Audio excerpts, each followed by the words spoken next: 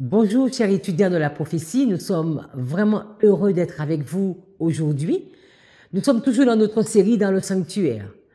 Nous avons commencé les sacrifices, un sujet ô combien important, surtout quand nous allons voir les applications.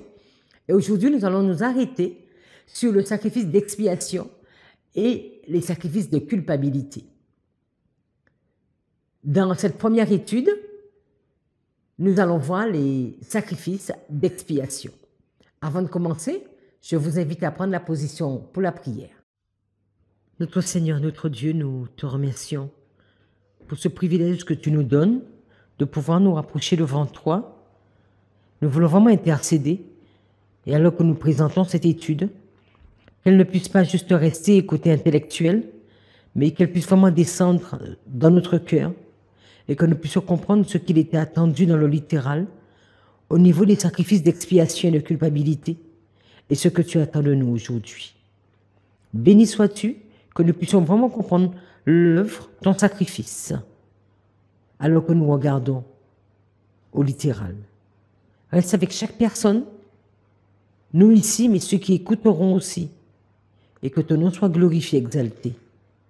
C'est véritablement au nom de Jésus, ton Fils, qui est mort et qui vit, que nous prions. Amen. Dans cette nouvelle étude, où j'insiste et je précise que ce n'est pas une prédication, c'est vraiment une étude, nous allons prendre le temps de regarder au sacrifice. C'est vrai que ce n'est pas une étude qui est très courante, parce que dès que nous commençons à regarder au sacrifice d'expiation, nous faisons tout de suite les applications. Mais aujourd'hui, nous voulons vraiment nous arrêter sur le littéral. Nous avons eu l'occasion de voir les holocaustes dans les études précédentes. Et si ce n'est pas le cas, je vous invite vraiment à les regarder. Donc, les holocaustes, les offrandes aussi bien végétales, les dons, et des offrandes d'action de grâce. Aujourd'hui, nous allons nous arrêter dans un premier temps sur le sacrifice d'expiation. L'étude d'après, ce sera sur le sacrifice de culpabilité. Et la troisième, ce sera sur comment nous voyons les sacrifices d'expiation et de culpabilité, aussi bien dans le temple de Salomon, dans le temple de Zorobabel et dans le temple d'Hérode. Alors, si vous avez bien compris, c'est une étude qui va se faire en 3 parties. Et je vous invite à regarder chacune de ces parties. Allons ensemble, pour déjà regarder l'expiation, je vous invite à prendre la Bible et allons ensemble dans Exode, chapitre 29, verset 32. Il est dit, « Aaron et ses fils mangeront à l'entrée de la tente d'assignation la chair du bélier et le pain qui sera dans la corbeille.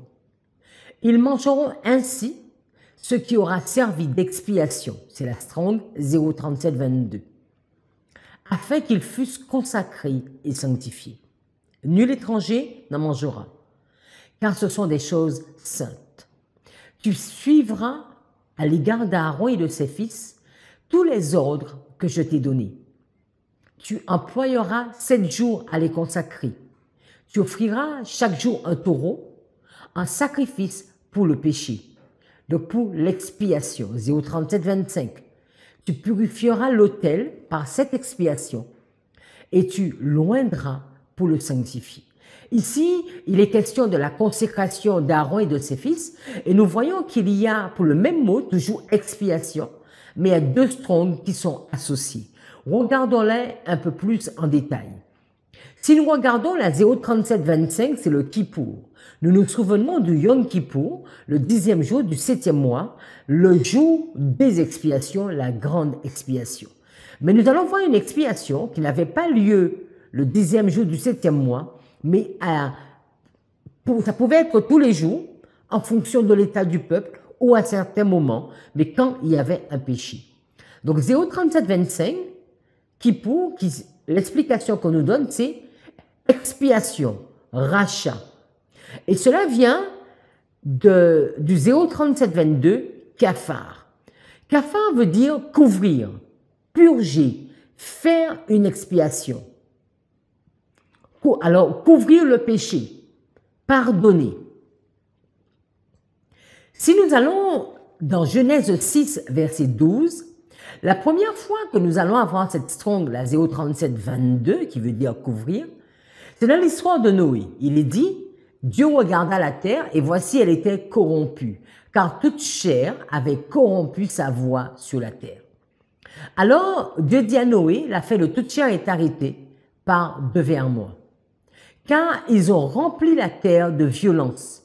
Voici, je vais les détruire avec la terre. Fais-toi une arche de bois de gopher, tu disposeras cette arche en cellules et tu l'enduiras de poids en dedans et en dehors. Donc tu vas couvrir le bois de gopher de poids. Donc tu vas enduire, tu vas cacher ce bois-là, donc de telle sorte qu'on ne va pas voir le bois, mais on va voir quoi? Le poids en dedans et en dehors. Donc qu'est-ce qui va se passer? Noé doit couvrir le bois de gopher. Noé doit, pas Noé, mais quelque temps plus tard, on va avoir la même stronge, mais avec Moïse qui va offrir un animal afin de couvrir le péché. Et là maintenant, Moïse va donner aux sacrificateurs ce qu'ils doivent faire. Et c'est ce que nous allons voir un peu plus en détail dans cette étude. Allons ensemble dans Lévitique chapitre 4. Alors nous avions déjà regardé Lévitique 1 à 3 avec les sacrifices, les holocaustes, sacrifices avec des aliments et également les actions de grâce. Regardons le chapitre 4, le verset 1. L'Éternel parla à Moïse et dit, parle aux enfants d'Israël et dit, lorsque quelqu'un péchera, 023-98, involontairement contre l'un des commandements de l'Éternel, en faisant des choses qui ne doivent pas se faire, alors là, nous sommes dans le cas du sacrificateur. Si c'est le sacrificateur, ayant reçu l'onction qui a péché, et a rendu par là le peuple coupable, il offrira à l'Éternel pour le péché qu'il a commis un jeune taureau sans défaut, en sacrifice d'expiation. Donc nous sommes dans le cas d'un péché involontaire, et ce péché a été causé par un sacrificateur qui a été consacré, qui a reçu l'onction. Alors regardons les deux strongs, la 024-03, qui veut dire péché, victime expiatoire. On a vu dans le texte 024-03, pour celui qui aura péché, celui qui aura manqué le but, parce que péché, ça veut dire ceux qui manquent le but.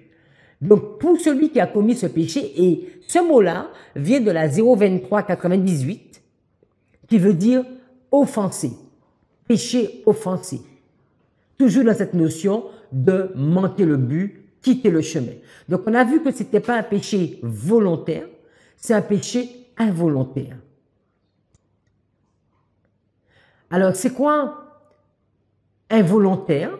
C'est la 076-84, la stronge, qui veut dire par inadvertance, une erreur, faute commise. Nous aurons l'occasion de voir le péché volontaire, mais un péché involontaire qu'on a fait par ignorance, par erreur.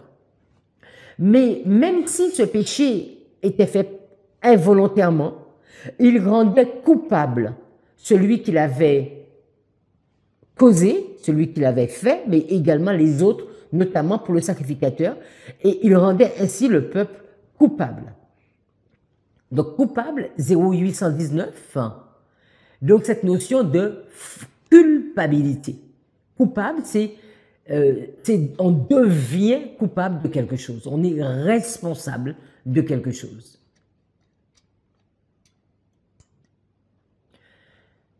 Pour essayer de mieux comprendre cette histoire, nous l'avons vu, mais revenons sur l'histoire de Caïn et d'Abel. Il nous est dit dans Genèse 4, verset 3, « Au bout de quelque temps, Caïn fit à l'Éternel une offrande des fruits de la terre. Et lui, Abel, de son côté, il en fit une offrande des premiers-nés de son troupeau et de leur graisse. L'Éternel porta un regard favorable sur Abel et sur son offrande. » Verset 5. Mais il ne porta pas un regard favorable sur Caïn et sur son offrande. Caïn fut très irrité et son visage fut abattu. L'Éternel va dire à Caïn, « Pourquoi es-tu irrité et pourquoi ton visage est-il abattu? Certainement, si tu agis bien, tu relèveras ton visage, et si tu agis mal, le péché, donc cette notion de péché, le 02403, le péché se couche à ta porte. D'accord? Donc le péché est là, mais il peut le contrôler. Mais toi, domine sur lui. D'accord?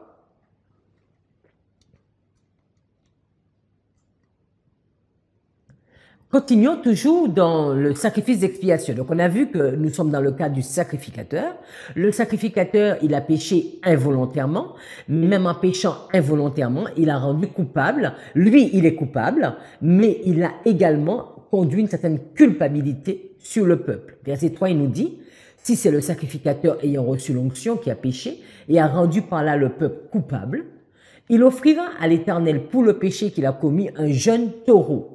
Donc, la précision, c'est sur un taureau sans défaut comme toutes les offrandes, en sacrifice d'expiation. Donc, qu'est-ce qu'il va faire? Il amènera le taureau à l'entrée de la tente d'assignation devant l'Éternel. Il va poser sa main sur la tête du taureau et il va l'égorger devant l'Éternel. Le sacrificateur qui a reçu l'onction va prendre du sang du taureau. Il ne nous est pas dit que c'est le même sacrificateur qui a péché, hein, mais c'est également un sacrificateur qui a reçu l'onction. Il prendra du sang du taureau et là, il va la porter dans la tente d'assignation. Donc, nous sommes dans le parvis. Il vient de tuer l'animal. On ne nous dit pas qu'il a versé du sang sur l'autel. Il va prendre de ce sang et il va rentrer dans le lieu saint. Il trempera son doigt dans le sang et il en fera 7 fois l'aspersion devant l'Éternel en face du voile du sanctuaire. Donc il rentre dans le lieu saint. C'est la première fois qu'on voit un sacrifice, un sang qui rentre dans le lieu saint. Parce que aussi bien pour l'Holocauste et pour Action de grâce, c'est les sacrifices où le sang n'entrait pas dans le lieu saint. On continue. Verset 7. Le sacrificateur mettra du sang sur les cônes de l'autel des parfums. Donc, il met devant le voile, premièrement, mais il va mettre sur l'autel des parfums, qui est devant l'Éternel, dans la tente d'assignation.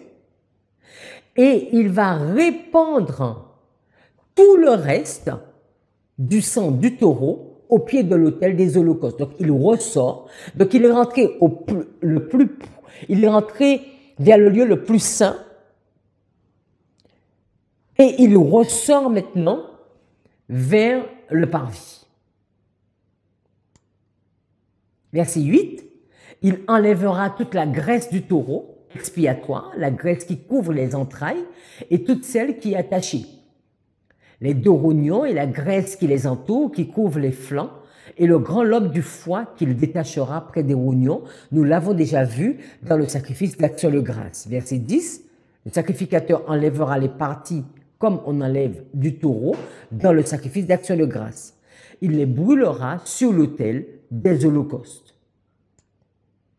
Mais la peau du taureau, toute sa chair, avec sa tête, ses jambes, ses entrailles et ses excréments, donc tout ce qu'on a noté en rouge, le taureau entier, il l'emportera hors du camp.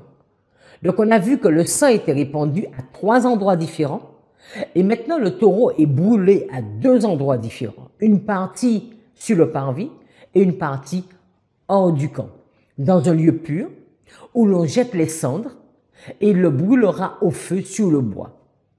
C'est sur le tas de cendres qu'il sera brûlé. On l'a déjà vu dans le service du matin et du soir, cette notion de cendre et du lieu saint. Alors, résumons ce que nous venons de voir. On a vu que le sacrificateur qui avait reçu l'onction, il a péché, il va offrir un gros bétail. Donc, un taureau, il va poser sa main sur la tête de l'Holocauste, il va égorger l'animal. Le sacrificateur Y, la Bible ne nous précise pas, hein, donc peut-être que c'est le même qui le fait. En tout cas, lui, il est consacré également. Il va prendre de ce sang, il va rentrer dans le lieu saint, il va l'asperger 7 fois sur le voile et il va mettre du sang sur les cornes de l'autel. Il ne va pas asperger sur l'autel.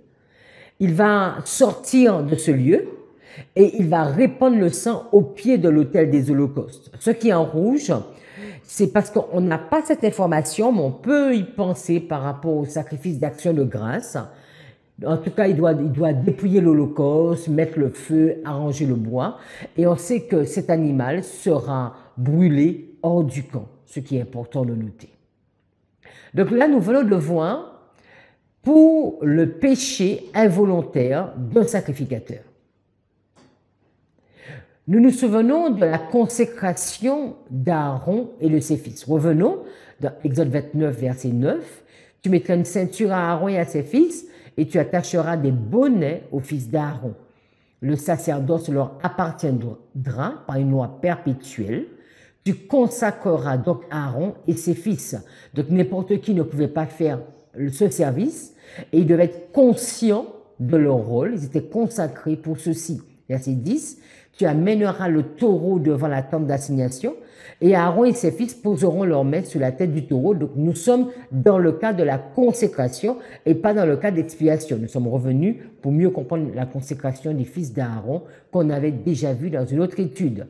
Tu égorgeras le taureau devant l'Éternel à l'entrée de la tente d'assignation.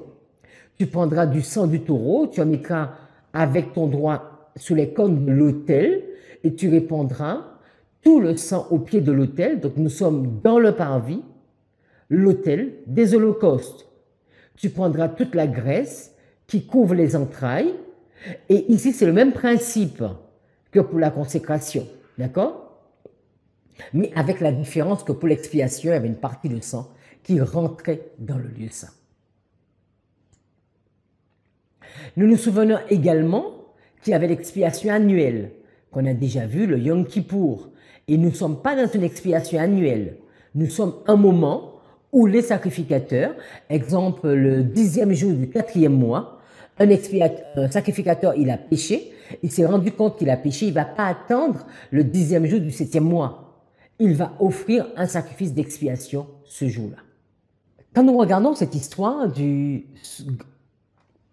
souverain sacrificateur ou encore du sacrificateur, en tout cas tout sacrificateur qui avait reçu l'onction, on va commencer l'expiation d'abord par eux, parce que si eux-mêmes, ils ont commis un péché, puisque c'est eux qui représentent le peuple, c'est eux qui prennent le sang pour l'emmener dans le lieu saint, encore faudrait-il qu'ils soient saints eux-mêmes. Et on pourrait presque penser que leur péché, c'est 2 fois plus grave que celui de l'Israélite lambda. Parce qu'ils sont les médiateurs entre l'Éternel et le peuple. Et d'autre part, par leur présence, ils vont souiller l'intérieur du tabernacle. Imaginons qu'on dise que oui, mais comme ce sont les responsables, ils n'ont pas besoin de faire cette action. Par leur péché, ils vont souiller le sanctuaire. Parce qu'ils devaient pénétrer dans le lieu saint pour effectuer le service. Le service, le rituel du sacrifice d'expiation, on l'a déjà dit, est le même que celui de l'offrande d'action de grâce. Et il est indispensable de noter que la graisse est brûlée sur l'autel d'airain. La graisse n'est pas brûlée hors du camp. Le grand prêtre qui a offert le sacrifice se consacre de nouveau à l'Éternel. C'est une façon de se reconsacrer et pour dire à l'Éternel, je m'engage à ne pas transgresser tes commandements. Alors, contrairement au sacrifice d'action de grâce, dans le sacrifice d'expiation, la victime ne fait pas l'objet d'un repas de fête. Et aucune offrande végétale ne l'accompagne. La victime ici n'a pas d'autre rôle que celui d'expier la faute du coupable. Donc que ce soit, on verra plus en détail, la faute du grand prêtre ou encore de quelqu'un d'autre. Et de ce fait, la chair n'est pas non plus brûlée sur l'autel d'airain des holocaustes, mais la chair est brûlée hors du camp. Parce que la victime devient ainsi péché. Et elle doit être entièrement détruite. C'est vraiment un holocauste, elle ne peut pas être mangée. On avait déjà vu la notion d'holocauste ou consommer entièrement. Donc, le sacrifice d'expiation comporte 2 phases distinctes. En premier lieu, l'animal est égorgé et son sang est placé sur des objets de culte dans le sanctuaire, d'accord, de l'Éternel, même sur l'autel des parfums et également sur l'autel des holocaustes. On a presque l'impression que le sang, il est vraiment à plusieurs endroits. Ce sang-là, il est à plusieurs endroits.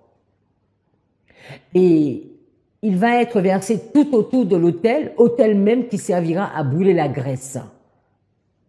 Et dans un deuxième temps, tout le reste de la bête, sa peau et tout ce qu'on a déjà vu, est consumé hors du camp, dans un endroit pur.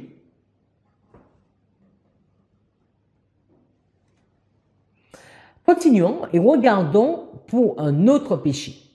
Maintenant, nous sommes avec celui du peuple. Nous sommes au verset 13. Si c'est toute l'assemblée d'Israël qui a péché volontairement, donc c'est tout le peuple ici, et sans s'en apercevoir, et comment ce peuple va pécher, tout le peuple va pécher? C'est en faisant quelque chose contre l'un des commandements de l'Éternel. On n'avait pas cette information pour le grand sacrificateur, ou bien pour le sacrificateur. Mais maintenant, il va pécher contre l'un des commandements de l'Éternel, en faisant des choses qui ne doivent point se faire, et en se rendant ainsi coupable. Donc, ce n'est pas le sacrificateur qui fait quelque chose de mal qui rend coupable le peuple, c'est le peuple qui pêche contre le commandement de l'Éternel et qui devient par cette action lui-même coupable. Tout un peuple qui devient coupable. Exemple, un peuple qui devient coupable, vous vous souvenez, c'est les enfants d'Israël, les 12 espions. Quand les 10 vont donner un mauvais rapport, le peuple va se plaindre, alors contre une injonction de l'Éternel d'entrer de prendre la Canaan, on pourrait dire que là maintenant, ils deviennent coupables. Alors on peut discuter du côté volontaire ou involontaire. Est-ce que certainement c'est volontaire du côté des 12, mais est-ce qu'au niveau du peuple? Donc c'est juste pour donner une image. On peut comprendre volontaire du côté des 10, pas du côté du 12, excusez-moi, parce que Josué et Caleb, eux, ils n'étaient pas dedans. Mais c'est pour montrer, exemple, un péché de l'assemblée. Et on nous dit, et maintenant que le péché qu'on a commis vient à être découvert. À ce moment-là, l'assemblée va offrir un jeune taureau, la même chose que pour le sacrificateur. Un jeune taureau.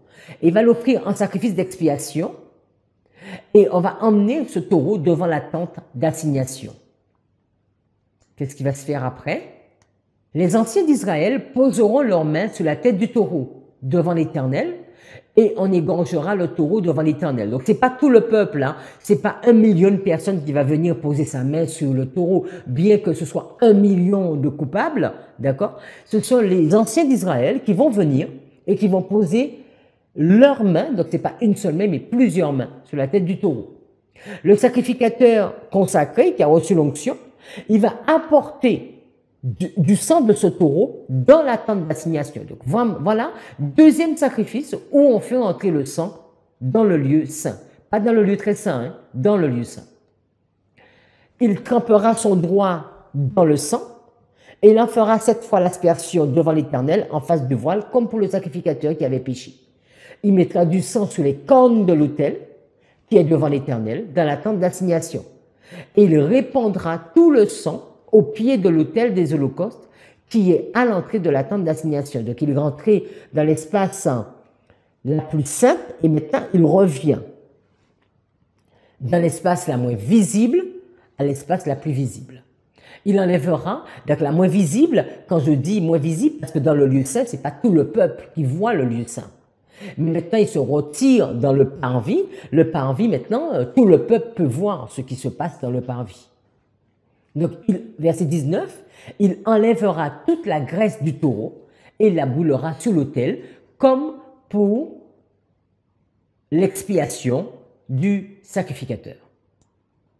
Verset 19, il enlèvera toute la graisse du taureau et la brûlera sur l'autel. Et verset 20, il fera de ce taureau comme du taureau expiatoire. Donc la même chose que pour le sacrificateur.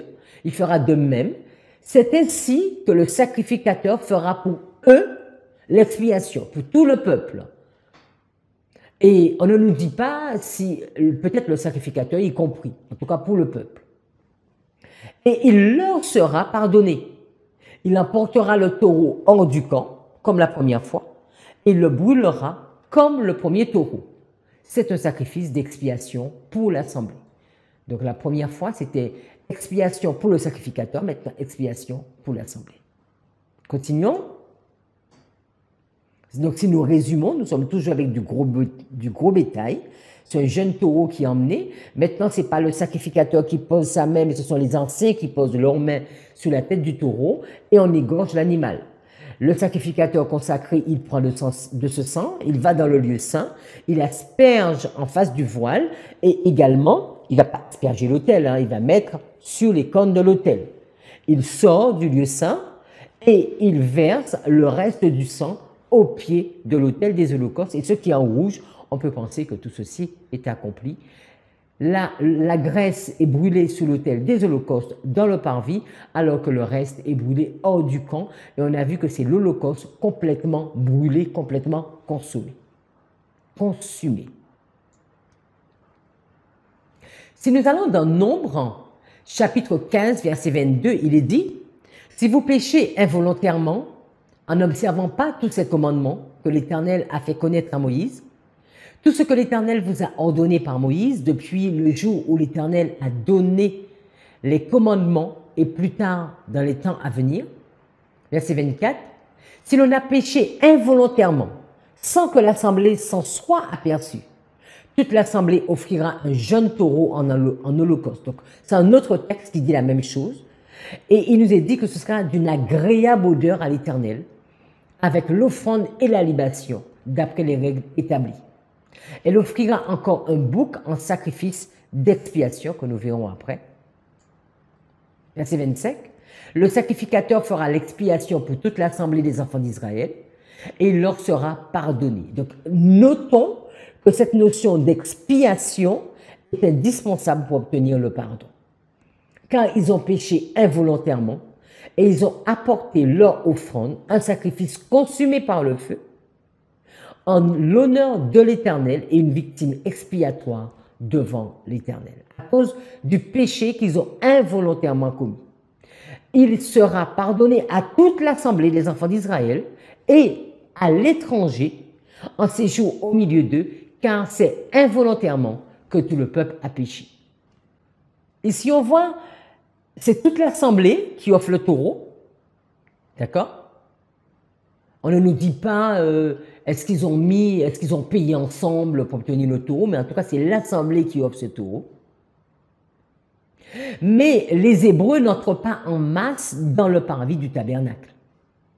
Ce sont que les responsables du peuple qui amènent la victime devant l'autel et qui lui imposent les mains avant sa mise à mort. Et ensuite, on a exactement le même rituel que pour le taureau qui couvre la faute du prêtre ou du grand prêtre. Pour toute la communauté, comme pour le sacrificateur ou le souverain sacrificateur, le sang est aspergé jusque dans le sanctuaire. Il y a du sang dans le parvis, mais maintenant il y a du sang même dans le sanctuaire. Le lieu saint du tabernacle où se fait le service de Dieu. Et on pourrait même penser que le peuple, puisque c'est la même chose que le sacrificateur, on pourrait même penser qu'il serait assimilé à la prêtrise, parce que c'est la même chose il offre, la même chose qu'un sacrificateur lors de son péché. Regardons ici, nous ne sommes plus avec le sacrificateur, nous ne sommes plus avec le peuple qui a péché d'une façon générale, mais avec un chef. Vous savez, il y avait des chefs. Il y avait des chefs de 100, des chefs de 1000, des chefs de 10 000, et il y avait également des princes. Pour chaque tribu avait un prince. Vous vous souvenez, quand on va faire la consécration même de l'autel, et chaque tribu va emmener. Donc là maintenant, c'est un chef qui a péché. Lisons Lévitique 4, verset 22. Si c'est un chef qui a péché, en faisant toujours involontairement contre l'un des commandements de l'Éternel, son Dieu, des choses qui ne doivent pas se faire, et en se rendant ainsi coupable, on ne nous dit pas qu'il rend tout le peuple coupable. Il s'est rendu coupable, lui, le chef. Et qu'il vienne à découvrir le péché qu'il a commis, il offrira en sacrifice un bouc, pas un taureau, c'est pas la même proportion, c'est pas la même gravité, il n'a pas la même fonction. Il va offrir un bouc mâle, sans défaut. Il posera sa main sur la tête du bouc, qu'il égorgera dans le lieu où l'on égorge les holocaustes devant l'Éternel. C'est un sacrifice d'expiation. Nous sommes au verset 25. Le sacrificateur prendra avec son doigt du sang de la victime expiatoire. Il en mettra sur les cornes de l'autel des holocaustes et il répandra le sang au pied de l'autel des holocaustes. Il brûlera toute la graisse sous l'autel, comme la graisse du sacrifice d'action de grâce. Alors ici, faisons une pause. Notons que nous sommes dans le cas où c'est le chef qui a péché. Ce n'est pas le sacrificateur et ce n'est pas le peuple, c'est le chef qui a péché. Il n'a pas emmené un taureau, il a emmené un bouc. Son sang n'entre pas dans le sanctuaire. Le sang du bouc n'entre pas dans le sanctuaire. Et pour le peuple, aussi bien pour le sacrificateur, le sang qui était rentré dans le sanctuaire, une partie était aspergée sous le voile et l'autre partie, c'était sur les cornes de l'autel de parfum. Puisqu'on n'entre pas ici pour le chef dans le lieu saint, le sang va être posé sur les cornes de l'autel des holocaustes. Et le reste du sang va être versé au pied de l'autel des holocaustes. C'est ainsi que le sacrificateur fera pour ce chef l'expiation de son péché et lui sera pardonné. Donc, résumons ce que nous venons de voir lors du péché d'un chef. Donc, il offre un menu bétail, pas un gros bétail, il offre pas un taureau, il offre un bouc, il pose sa main sur la tête du bouc et il égorge l'animal. Et le sacrificateur, lui, il va prendre de ce sang, il ne va pas dans le lieu saint avec, il le répand dans le parvis. Alors, mes amis, c'est vraiment indispensable de noter parce que souvent nous pensons que lors de l'expiation, pour tous les péchés, le sang était emmené dans le sanctuaire. Nous voyons que pour un chef, le sang n'est pas emmené dans le sanctuaire. Et nous allons continuer à voir ceci plus en détail. Donc nous avons vu que si c'était l'assemblée qui avait péché, donc c'était un péché collectif contre les commandements de l'Éternel, on a vu que ce n'est pas tout le peuple qui rentrait dans le parvis pour poser sa main sur la tête du taureau, mais c'était les anciens d'Israël. Et à travers cette action, il montrait qu'il représentait tout le peuple. Dans le texte, il est dit « on », il n'est pas dit que « ils » égorgeront, mais « on » égorgera la bête. Donc, est-ce que c'est un responsable? Est-ce que c'était le sacrificateur? Nous n'avons pas l'information. Ensuite, nous avons regardé plus en détail celui du chef, le chef qui avait péché. C'est différent. Parce qu'ici, on ne prenait pas un gros bétail, mais on prenait un menu bétail. Il va confesser, lui, tout seul, son péché sur la tête de l'animal. Il va l'égorger. Et le sacrificateur va récupérer ce sang. Il va prendre du sang de la victime. Il ne va pas entrer dans le sanctuaire comme pour le péché collectif du peuple ou le péché du sacrificateur. Mais tout va se passer dans le parvis, tout va se passer à l'extérieur. On n'entre pas dans le lieu saint. Le sacrificateur allait mettre du sang sur les cornes de l'autel des holocaustes et répandre le reste du sang, comme pour les autres, tout autour de l'autel. Et on n'a pas non plus l'information que le sacrifice était brûlé à l'extérieur.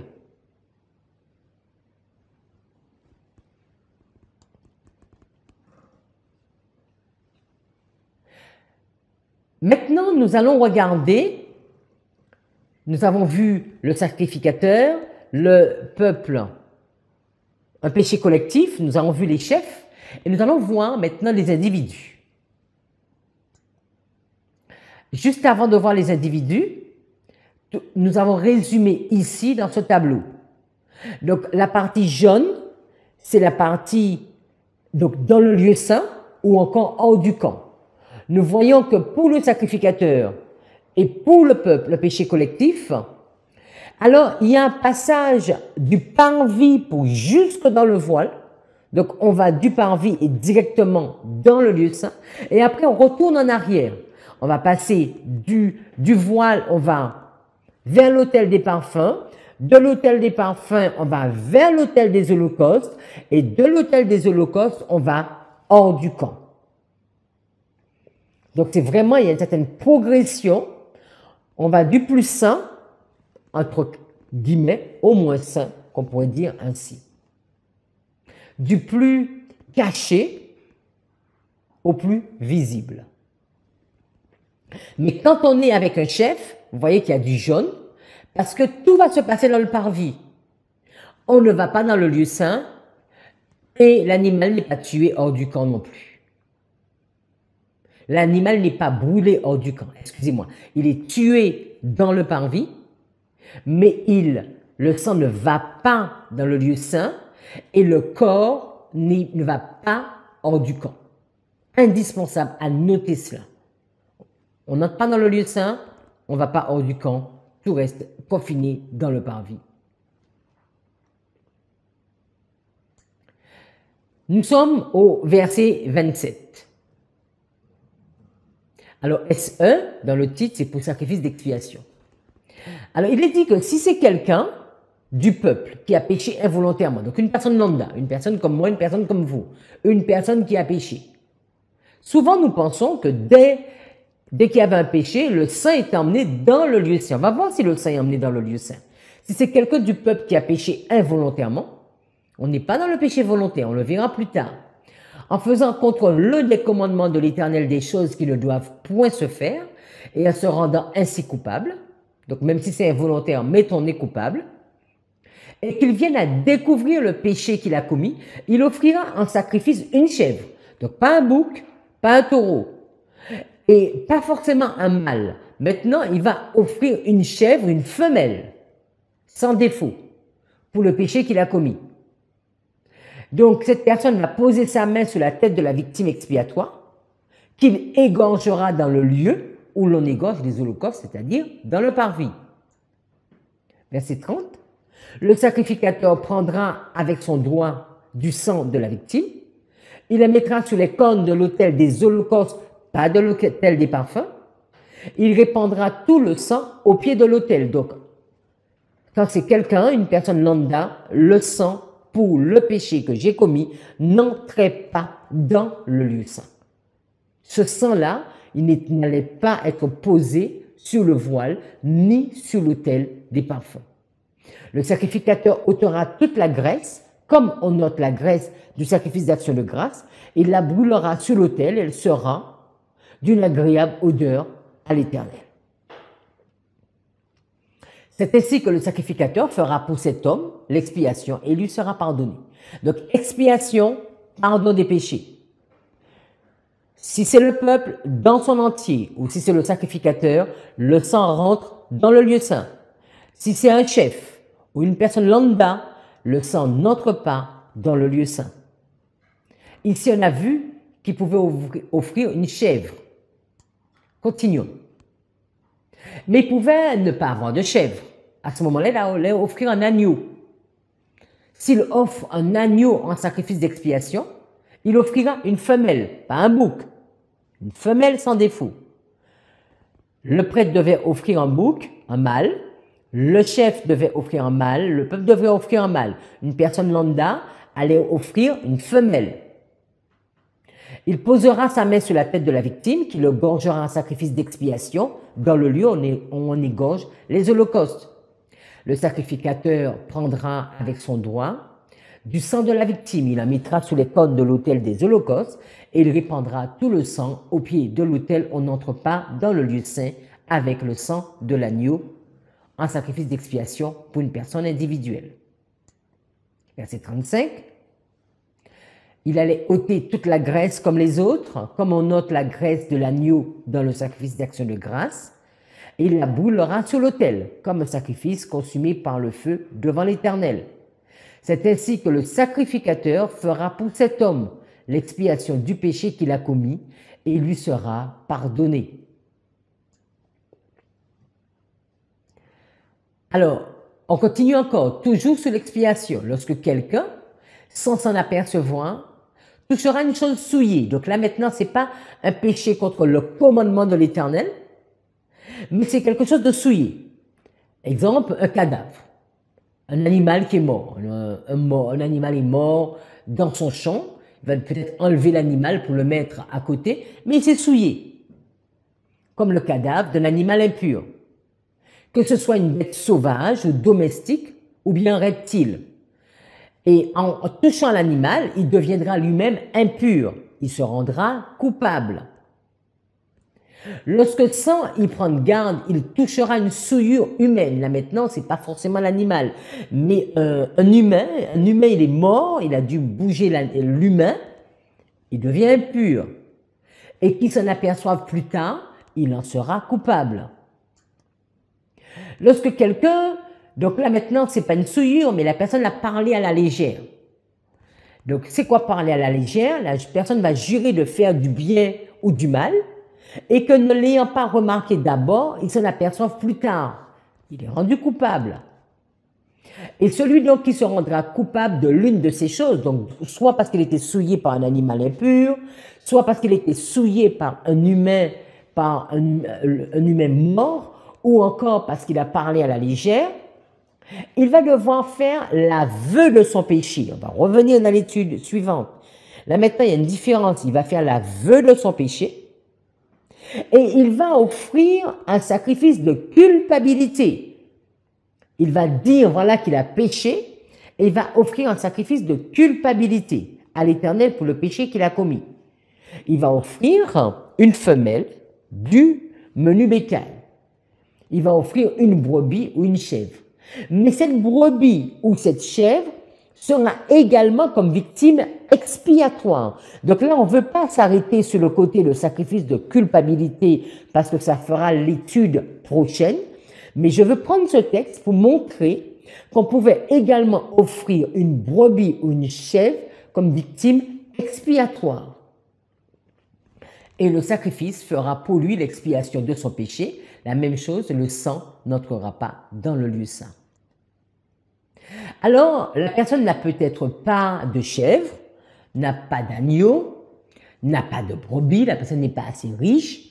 La personne a quand même péché. Mais elle va se procurer, s'il n'a pas de quoi se procurer une brebis ou une chèvre, il offrira un sacrifice de culpabilité à l'Éternel pour son péché, 2 tourterelles ou encore 2 jeunes pigeons. Alors il y aura un comme victime expiatoire et l'autre comme holocauste. Il les apportera au sacrificateur qui sacrifiera d'abord celui qui doit servir de victime expiatoire, parce qu'il y en avait l'un comme victime expiatoire. Donc celui qui est comme victime expiatoire, il va l'offrir. Donc le sacrificateur lui ouvrira la tête avec l'ongle près de la nuque sans la séparer. Il fera sur un côté de l'autel aspersion du sang de la victime expiatoire, parce qu'il n'y a pas beaucoup de sang, on l'avait déjà vu, cette étude, et le reste du sang sera exprimé au pied de l'autel.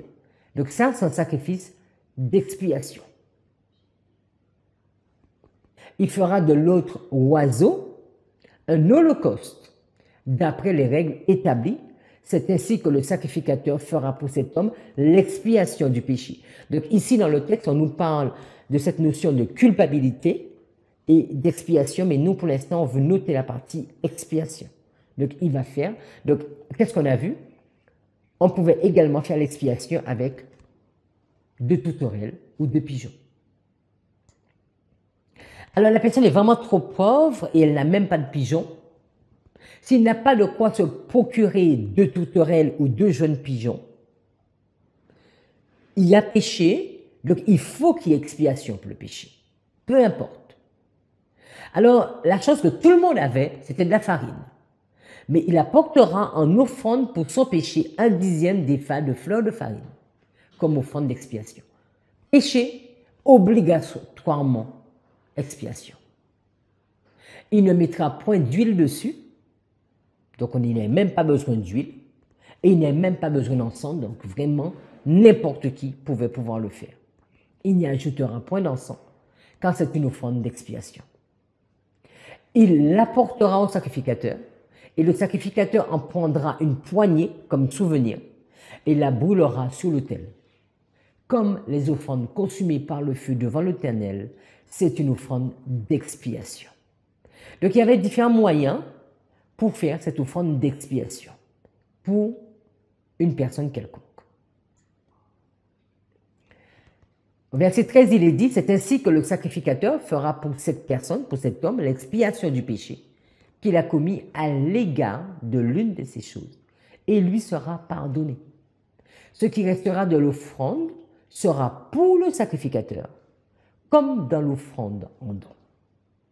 Donc, contrairement à l'expiation du peuple d'une façon générale, ou encore du prêtre, où tout était consumé, là maintenant, tout n'est pas consumé, et le reste est offert au sacrificateur. Alors ici, nous résumons un peu tout ceci dans ce tableau. Donc là, c'est pour une personne qui a péché.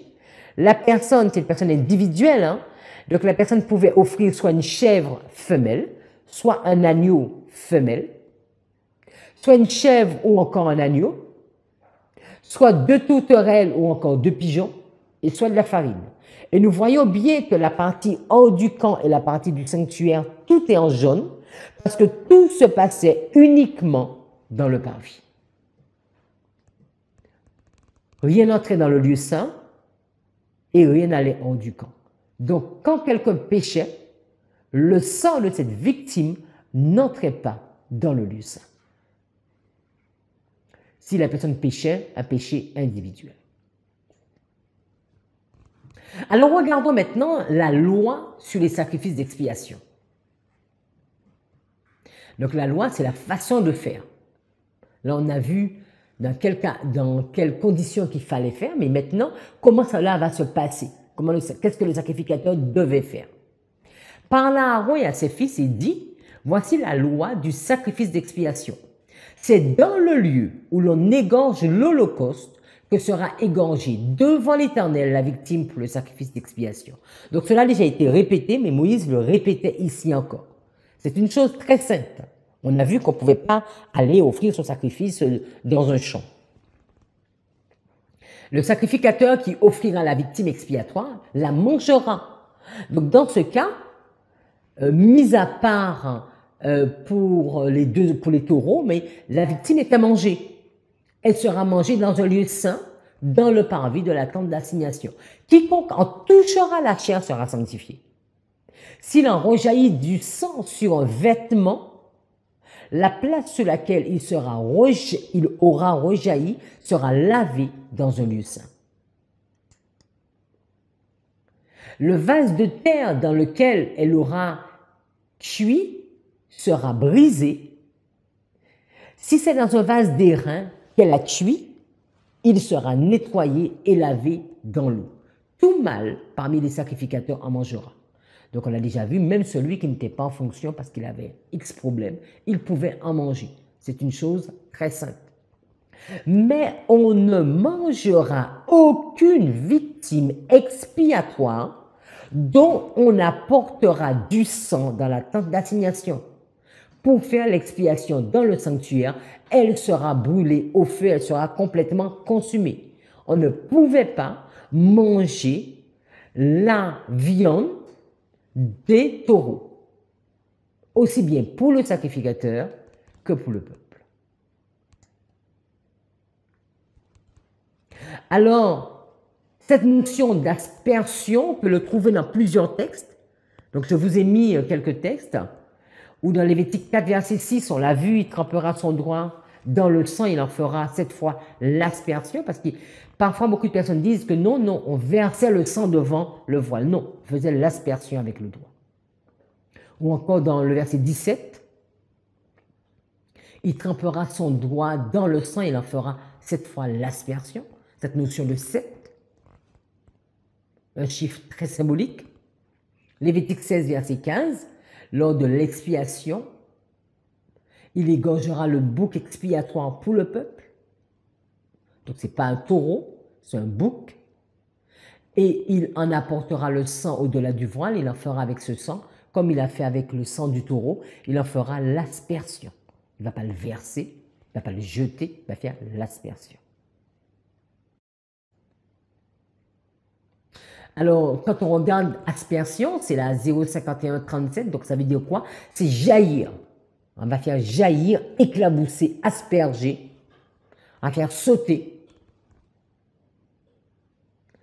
Donc ce sang était fait pour le coupable, pour celui qui avait péché. Donc, mais on a vu que si c'était pour un chef ou une personne lambda, ce sang n'était pas emmené dans le lieu saint.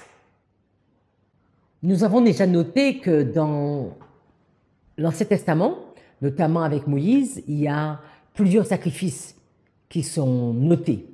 Mais on va dire que les deux sacrifices obligatoires, parce qu'il y avait des sacrifices volontaires qu'on a déjà vu dans les études précédentes, il y avait des sacrifices obligatoires. Et dans les sacrifices obligatoires, il y a deux sacrifices obligatoires qui sont mentionnés. C'est le premier, c'était le sacrifice d'expiation. Donc, il est offert pour expier un péché. Et lors de ce sacrifice, il y avait 7 éléments qui pouvaient être offerts en sacrifice. Et cela va dépendre en fonction de l'identité ou encore de la situation financière de la personne. On pouvait offrir un jeune taureau, un bouc, une chèvre, un agneau. On pouvait offrir 2 pigeons ou encore 2 tourterelles, ça fait 6, ou encore un dixième d'épha de farine, c'est-à-dire 2 litres de fleur de farine. Alors, une personne ordinaire, souvent, allait offrir une chèvre, et celui qui était très pauvre allait offrir de la fleur de farine. Et on a déjà répété à plusieurs reprises que le sacrificateur ou encore le souverain sacrificateur, ainsi que l'assemblée dans son ensemble, allait offrir un jeune taureau. Dieu a également donné des instructions spécifiques concernant ce qui devait être fait du sang de l'animal pendant la cérémonie, également de la graisse et de toutes les autres parties. On ne pouvait pas dire que, exemple, pour un tel, pour X personnes, je vais faire ainsi. Alors, on va voir maintenant expiation pour d'autres sujets où on n'a pas l'impression qu'il y avait une faute, qu'il y avait un péché. Exemple, c'est une femme lors de la naissance d'un enfant devait offrir un animal en expiation alors qu'il n'y avait pas cette notion de péché. Allons dans Lévitique 12, verset 5. Il est dit, « Si elle enfante une fille, elle sera impure pendant 2 semaines, comme au temps de son indisposition menstruelle. Elle restera 66 jours à se purifier de son sang. Lorsque les jours de sa purification seront accomplis, pour un fils ou pour une fille, elle apportera au sacrificateur à l'entrée de la tente d'assignation un agneau d'1 an pour l'holocauste et un jeune pigeon, une tourterelle, pour le sacrifice d'expiation. » Donc il fallait le faire aussi bien si elle avait enfanté une fille ou un fils. Hein. Je vous invite à prendre tout le contexte, à regarder tout le texte. Le sacrificateur les sacrifiera devant l'Éternel et fera pour elle l'expiation. Et elle sera purifiée du flux de son sang. C'est la notion du sang qui avait coulé. Et c'est pour cela qu'il y avait l'expiation. Telle est la loi pour la femme qui enfante un fils ou une fille. D'accord? Si elle n'a pas de quoi se procurer un agneau, elle prendra 2 tourterelles ou 2 jeunes pigeons. Donc l'un pour l'holocauste, l'autre pour le sacrifice d'expiation. Le sacrificateur fera pour elle l'expiation et elle sera pure. Donc expiation lors d'une naissance. On pouvait également avoir expiation pour des lépreux. Le lépreux devenait impur, ce n'est pas un péché qu'il avait commis, mais il devenait impur. Allons dans Lévitique 14, verset 1. L'Éternel parla à Moïse et dit, « Voici quelle sera la loi sur le lépreux pour le jour de sa purification. On l'amènera devant le sacrificateur. Puis, le sacrificateur offrira le sacrifice d'expiation. » Donc lui aussi, il avait besoin de ce sacrifice d'expiation. Il fera l'expiation pour celui qui se purifie de sa souillure. Ensuite, il égorgera l'holocauste. Le sacrificateur offrira sur l'autel l'holocauste et l'offrande, et il fera pour cet homme l'expiation et il sera pur. Donc, un lépreux qui avait été guéri, il devait offrir ce sacrifice d'expiation. Alors, s'il est pauvre et que ses ressources sont insuffisantes, il prendra un seul agneau qui sera offert en sacrifice de culpabilité après avoir été agité de côté et d'autre, et avec ce même animal et avec lequel on fera pour lui l'expiation. Donc, il est pauvre, il n'amène pas deux animaux différents, il emmène un seul agneau, et avec cet agneau, il va servir à faire le sacrifice de culpabilité et également le sacrifice d'expiation. Il prendra un seul dixième de fleur de farine pétrie à l'huile pour l'offrande et un log d'huile. Donc j'ai noté bien que c'est un seul animal pour culpabilité et expiation. Donc ça c'est un commentaire que j'ai mis. Il prendra aussi 2 tourterelles ou 2 jeunes pigeons selon ses ressources, l'un pour le sacrifice d'expiation, l'autre pour l'holocauste.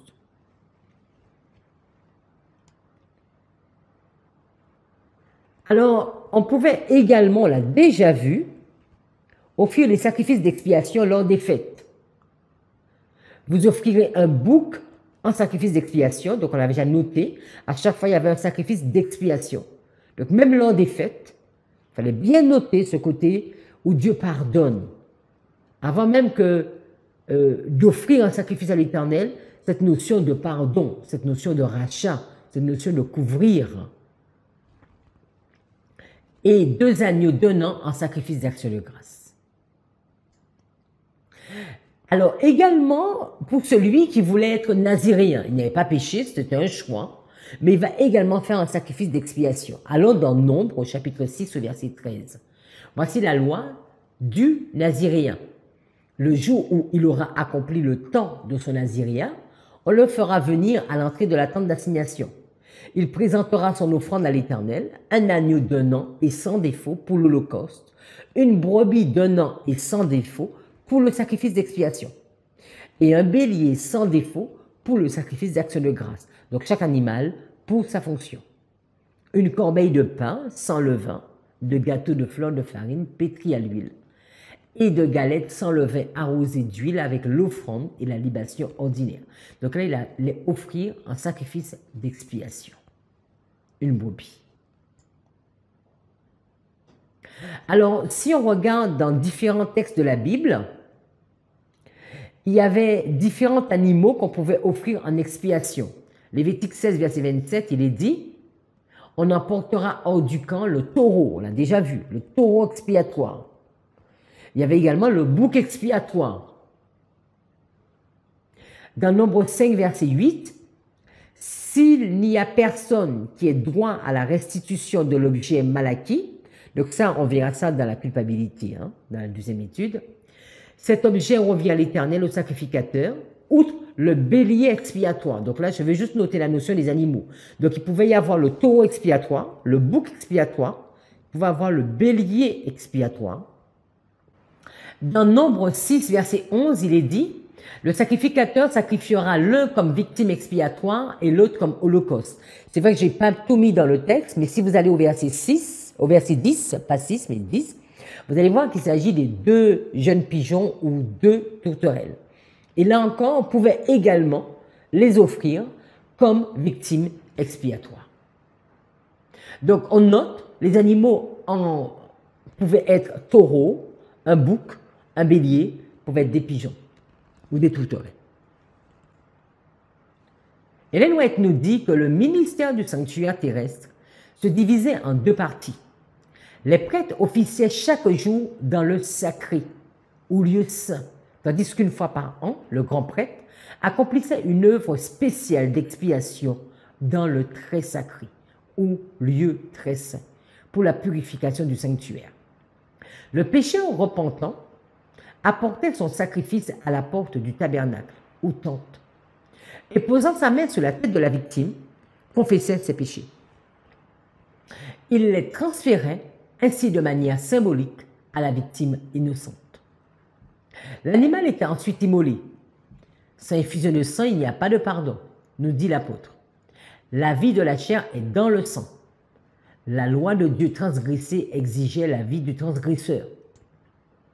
Le prêtre introduisait dans le sacré ou lieu saint le sang représentant la vie perdue du pécheur, dont la victime portait maintenant la culpabilité. Et en faisant l'expiation devant le voile, derrière lequel se trouvait l'arche contenant la loi que le pécheur avait transgressée. Cette cérémonie permettait de transférer figurativement le péché dans le sanctuaire par l'intermédiaire du sang. Alors vous allez me dire, oui, mais dans le cas où on n'emmenait pas le sang, il est dit que dans certains cas, le prêtre n'apportait pas le sang dans le sacré. Donc on a vu si c'est le péché quelconque ou bien le péché du grand chef, du chef. Donc il n'apportait pas du grand sacrificateur, du chef. Il n'amenait pas le sang dans le sein. Il est dit, dans certains cas, le prêtre n'apportait pas le sang dans le sacré ou lieu saint. Mais alors il devait manger la chair de l'animal. Et c'est ce que nous verrons dans la deuxième étude. Il devait manger la chair de l'animal comme Moïse l'avait ordonné aux fils d'Aaron en leur disant « Il vous l'a donné pour que vous vous chargiez de la faute de la communauté. » L'un comme l'autre, ces deux cérémonies représentaient le transfert du péché du pécheur repentant du sanctuaire. Donc, dans la prochaine étude, nous allons voir le sacrifice de culpabilité et notamment cette notion où lors de l'expiation, le grand chef, le sacrificateur, pas forcément le grand sacrificateur, mais le sacrificateur, devait manger de l'animal. Prions. Merci notre Père, merci notre Dieu pour tous ces sacrifices que tu avais donnés à ton peuple avec des précisions importantes parce que tu voulais vraiment qu'ils comprennent qu'est-ce qui était derrière tout ceci. Et puissions-nous vraiment comprendre cette histoire afin de bien comprendre à quel point Christ représente tous ces sacrifices. Béni sois-tu. Et visite-nous encore alors que nous continuerons ces études au nom de Jésus. Amen.